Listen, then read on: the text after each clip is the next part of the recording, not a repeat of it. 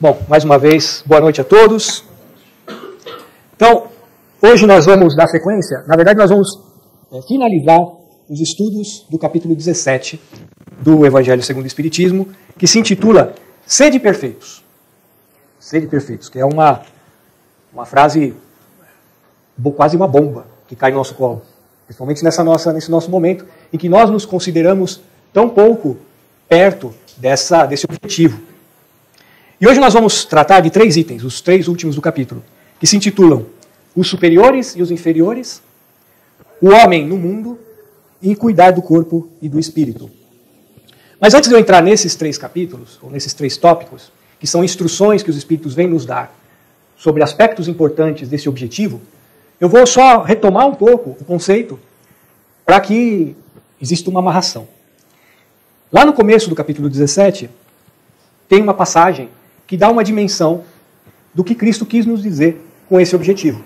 E é importante nós termos isso em mente para que nós nem nos desesperemos quando temos esse objetivo como nossa meta, mas ao mesmo tempo tenhamos a realidade do que isso precisa significar para nós. Então, essa passagem, ela está no Evangelho de Mateus. É a parte do Sermão do Monte, capítulo 5, versículos 44 a 48. E ele diz o seguinte, Jesus, no Sermão do Monte: Amai os vossos inimigos, fazei o bem àqueles que vos odeiam e orai por aqueles que vos perseguem e que vos caluniam. Porque se não amais senão aqueles que vos amam, que recompensa com isso tereis? Os publicanos não o fazem também? E se vós não saudardes senão vossos irmãos, que fazeis nisso mais do que os outros? Os pagãos não o fazem também? Sede, pois, vós outros perfeitos, como vosso Pai Celestial é perfeito. Então aqui, Cristo não quis dizer nada que fosse impossível para nós. Nada.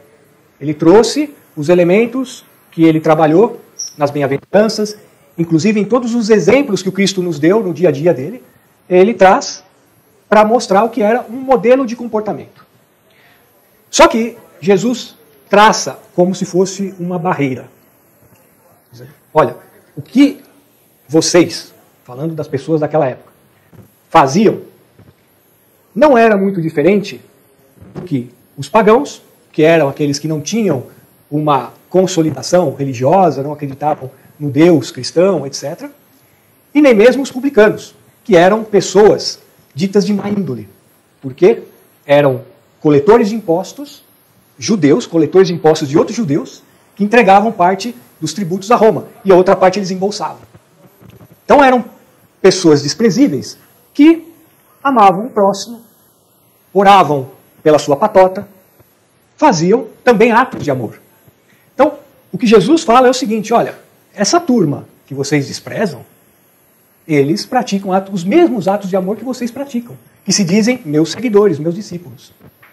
A vocês é reservado um padrão diferente de comportamento. Porque este padrão de amar a sua patota é o que levou a vocês, a todos nós, a estarmos aqui no dia de hoje. Quando nós nos propusermos a amar os inimigos, a tolerar os intolerantes, a eventualmente trabalharmos um pouco mais o nosso melindre e conseguirmos alcançar esses outros padrões de virtude, é essa busca por esses padrões de virtude que Jesus encapsula num modelo de perfeição. Um modelo da evolução contínua, que não tem limites. Porque uma hora que nós atingirmos um novo comportamento, novas virtudes, outras serão necessárias. E assim por diante. Então, é esse processo de evolução contínua que Jesus nos instiga a buscar, através do conceito de perfeição. Eu não quero me comparar com ninguém. Eu não quero saber se eu sou um pouco melhor do que o meu vizinho. Eu quero me comparar comigo mesmo. O que eu posso fazer de melhor amanhã do que eu fiz hoje.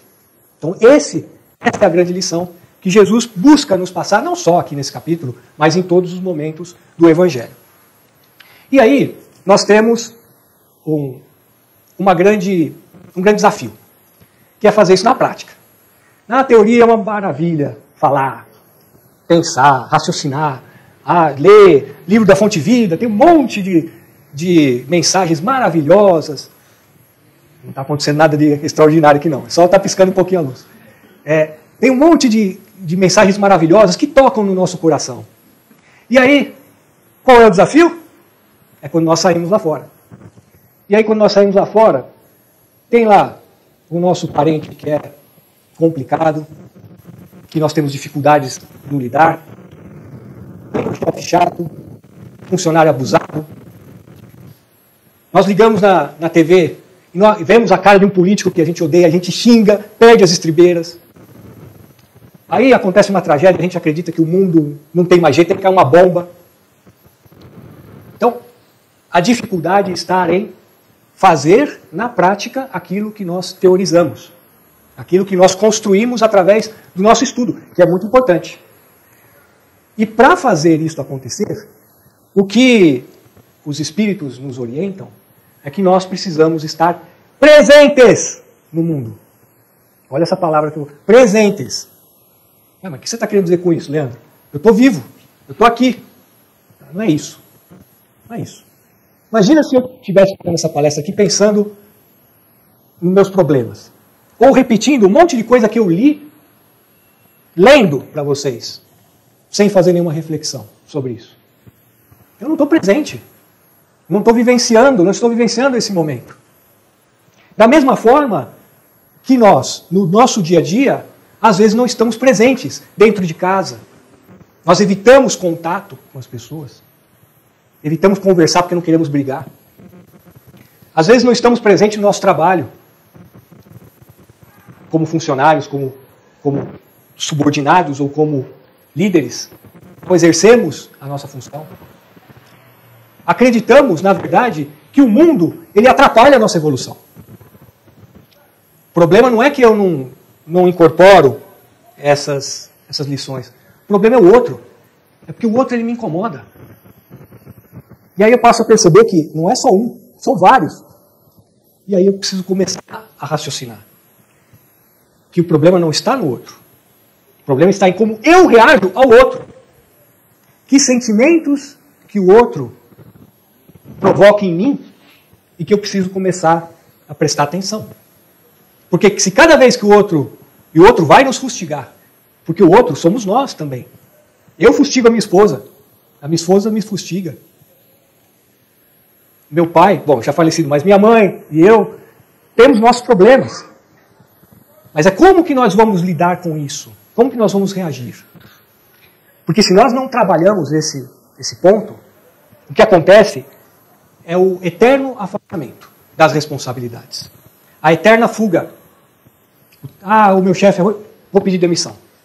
Ah, o meu relacionamento, vou me separar. Ah, eu sempre fujo, acreditando que lá na frente eu vou ter um caminho de rosas, que eu vou encontrar pessoas boas, ou que pensem como eu, que são todas boas. Eu sou bom. Eu sou um anjo caído. Então eu vou ter outros anjos, eu vou encontrar. Não é assim que funciona. Uma reflexão básica que nós podemos ter é que quanto mais nós nos propomos a efetivamente enfrentar essas mensagens que o Cristo nos propôs, difíceis, não são fáceis. Tolerar uma pessoa que pensa diferente de nós é muito difícil. É muito difícil. Mas quando nós enfrentamos esses desafios, nós vamos começar a construir uma casca. A cada obstáculo que nós vencemos, nós construímos uma casca. No livro Escutando Sentimentos, no capítulo 12, é um livro do espírito de Hermance Dufour, ele fala que essa casca pode ser entendida como a autonomia do espírito. Autonomia. Ou seja, ao enfrentar os obstáculos e vencê-los, eu passo a ter autonomia de mim mesmo. Ninguém mais consegue me tirar do prumo. Ninguém mais consegue me provocar. E por me provocar, eu decido desistir das minhas crenças, dos meus valores.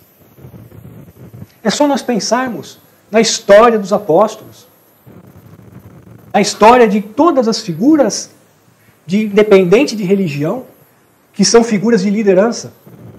Alguém imagina alguma história de algum líder que não foi perseguido, que não foi vilipendiado, que não foi humilhado. Chico Xavier, Divaldo, Irmã Dulce, Madre Teresa, todos os apóstolos, só João que morreu. Então são todas histórias de quem se dispõe a enfrentar certas questões, vai ter consequências. E essas consequências nós só vamos conseguir obter o nosso prumo quando nós desenvolvemos a nossa autonomia. A nossa autonomia que é trabalhar a nossa autoestima, trabalhar a maneira como que nós enxergamos o outro, como nós nos enxergamos frente aos desafios. Então, esse é um elemento muito importante. Não enfrentar o mundo é não avançarmos. Então, nós precisamos estar presentes no mundo para conquistarmos a nossa evolução. E, além disso, quando nós estamos presentes no mundo, nós também passamos a influenciar os outros, a praticar a caridade de uma forma muito maior do que nós podemos imaginar. Quem aqui não, ao lembrar de alguma questão relacionada à caridade, amor ao próximo, não se lembra de exemplos, histórias, que às vezes nem são de pessoas conhecidas. Às vezes é de um vizinho, às vezes é de um professor que marcou por ser uma pessoa boa. Então, quando nós nos predispomos a efetivamente trabalharmos na perfeição, no nosso dia a dia, melhorarmos cada dia um pouco mais, as pessoas que estão ao nosso redor, elas também são impactadas. Não diretamente, às vezes, mas apenas com o nosso exemplo. Elas vêm do nosso exemplo. Então, se nós queremos a paz mundial, se nós queremos mudar o mundo, quando nós começamos fazendo isso, mesmo ali no nosso lar, no nosso pequeno núcleo, nós, com certeza, vamos estar contribuindo para esse pequeno núcleo ser mais forte. E daí desse pequeno núcleo vai para um núcleo maior, vai no trabalho, vai na comunidade e assim por diante. Cada um de nós tem a nossa missão. Nós só precisamos efetivamente abraçar essa missão no dia a dia, estando presentes no mundo. E aí, para trabalhar mais dois outros pontos rapidamente, um elemento que é muito importante nesse processo é justamente essa questão dos momentos onde nós estamos com autoridade superior ou autoridade inferior. Ou seja, quando nós somos chefes, subordinados, professores, alunos.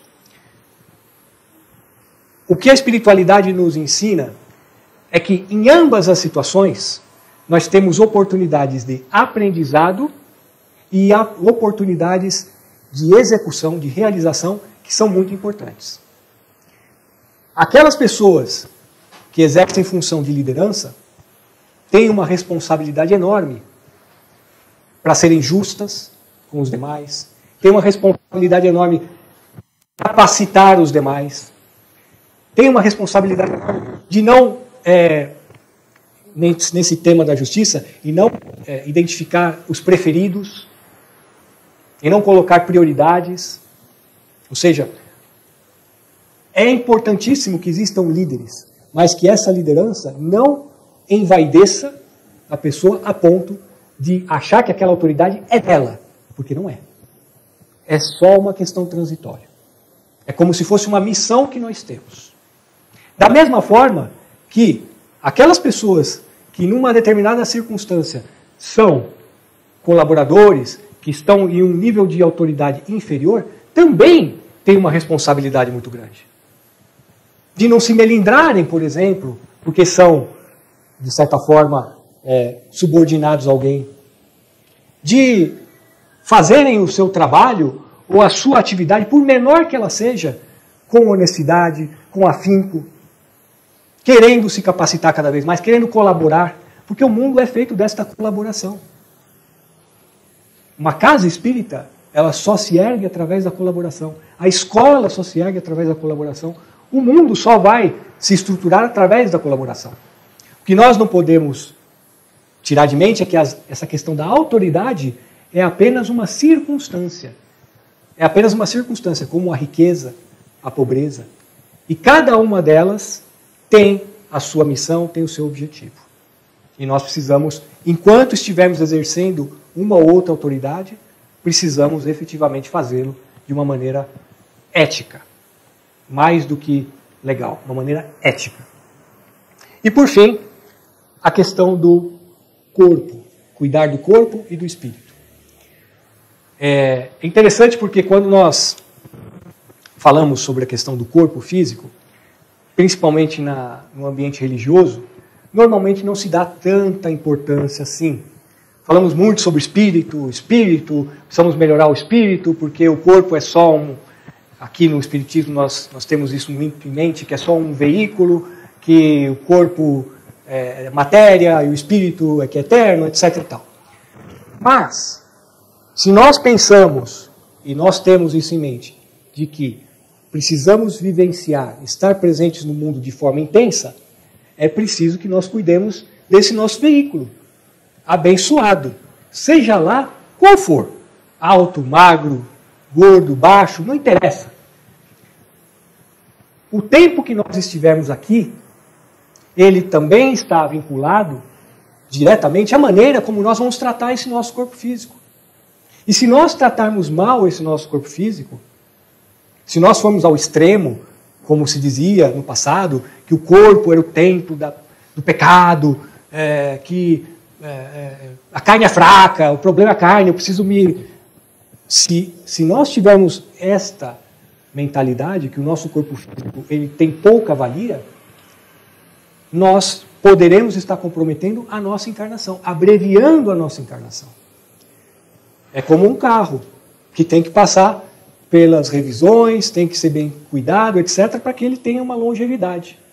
E quando nós lá, no momento em que estávamos preparando para a nossa encarnação, trabalhamos essa questão de qual o corpo físico que nós teríamos, em linhas gerais, esse corpo físico foi para nos dar as condições necessárias para que nós pudéssemos realizar aquela missão que é importante para o nosso espírito.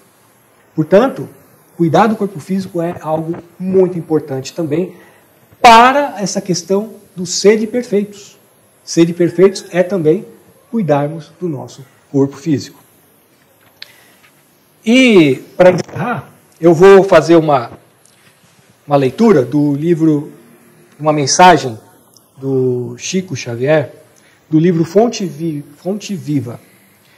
E a mensagem se chama Além dos Outros, que é basicamente o que nós falamos aqui, bem melhor do que eu, mais resumido, e eu espero que toque mais até o coração do que eu falei hoje aqui para vocês. Então, a reflexão vem através da frase: não fazem os publicanos também o mesmo? Trabalhar no horário comum, irrepreensivelmente, cuidar dos deveres domésticos, satisfazer exigências legais e exercitar a correção de proceder, fazendo bastante na esfera das obrigações inadiáveis, são tarefas peculiares a crentes e descrentes na senda diária. Jesus, contudo, espera algo mais do discípulo. Correspondes aos impositivos do trabalho diuturno, criando coragem, alegria e estímulo em derredor de ti? Sabes improvisar o bem onde outras pessoas se mostram infrutíferas? Aguardas com paciência onde outros já se desesperaram? Partilhas a alegria de teus amigos sem inveja e sem ciúme, e participas do sofrimento de teus adversários sem falsa superioridade e sem alarde? Que dás de ti mesmo no ministério da caridade? O homem vulgar, de muitos milênios para cá, vem comendo e bebendo, dormindo e agindo sem diferenças fundamentais na ordem coletiva. Ou seja, fazendo as mesmas coisas. De 20 séculos a esta parte, todavia, abençoada luz resplandece na terra com os ensinamentos do Cristo, convidando-nos a escalar os cimos da espiritualidade superior. Nem todos a percebem. Não obstante, envolvem a todos. Mas, para quantos se felicitam em suas bênçãos extraordinárias, surge o desafio do Mestre, indagando sobre o que de extraordinário estamos fazendo. É a mensagem do dia de hoje. O que de extraordinário nós estamos fazendo? Vamos trazer isso para a nossa semana e repensar sobre que ações a gente pode fazer de extraordinário.